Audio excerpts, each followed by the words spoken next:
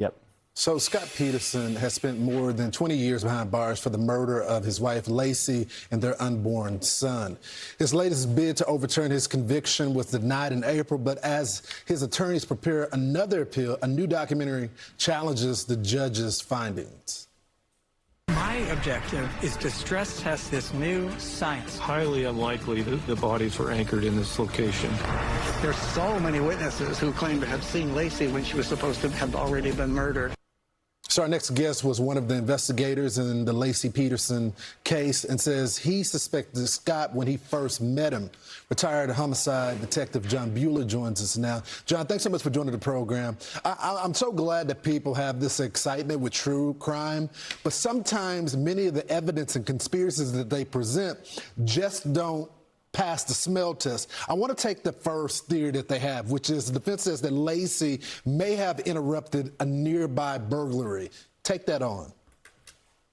Well, good morning, Lawrence. Always good to be with you. Yeah, I've heard that over the years. People make a lot of noise about that. And these witnesses supposedly saw her out there walking in the street before she was abducted by the burglars. None of them actually knew Laci. They couldn't recognize her by face. They hadn't been to her house for a barbecue or anything like that. So I'm skeptical that it could have been a misidentification of three other gals that walked the neighborhood, two of which were walking dogs frequently, both pregnant, things like that. Additionally, when you kind of draw this thing out to a logical conclusion, people that saw her walking, there's a bunch of them that have come forward over the years. Maybe they saw her, maybe they didn't. I don't believe they did.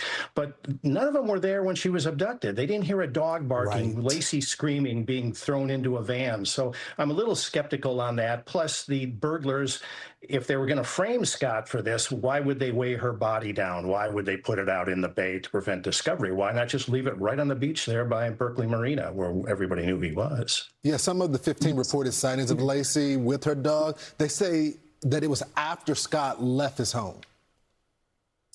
Yeah, they make that claim, but again, it would be one thing if it was her next door neighbor, Karen Service. Karen would recognize her facially, but none of these people knew Laci before this. And all these names were presented to the defense. They could have been called as witnesses. Right. I remember one in particular, one of the gals, her version of the van, the colors on the van changed from white to brown.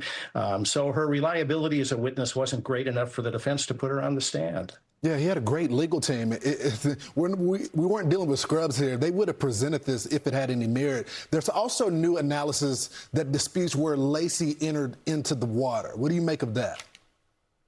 Well, we have a big disadvantage on that because Scott never told us where he put her in the water. It's about a 3.5 mile distance from Berkeley Marina to Brooks Island, where he saw the sign on the shore. Then, of course, one of the newer experts said that she should have been found by the Albany Bulb, which is about 1.5 miles, I believe, from Brooks Island. But without knowing exactly where he put her in the water, it's really difficult to draw a conclusion. And one thing for sure is we didn't find her in Monterey. We found her in the area where he had his boat out there that day. Yeah. The last thing I want to get to is the defense says Laci knew about Scott's fishing boat.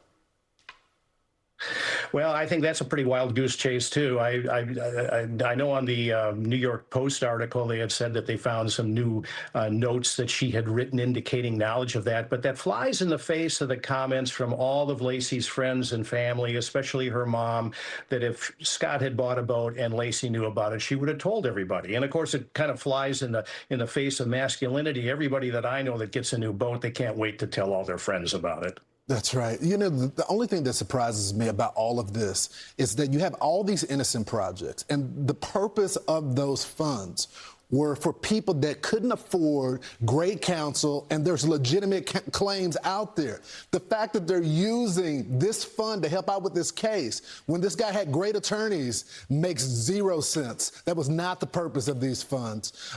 Detective, thanks so much for joining the program. Thanks, Lawrence. Always good to be with you. Be sure to like and subscribe for all the Fox News latest on YouTube and catch full shows streaming now on Fox One.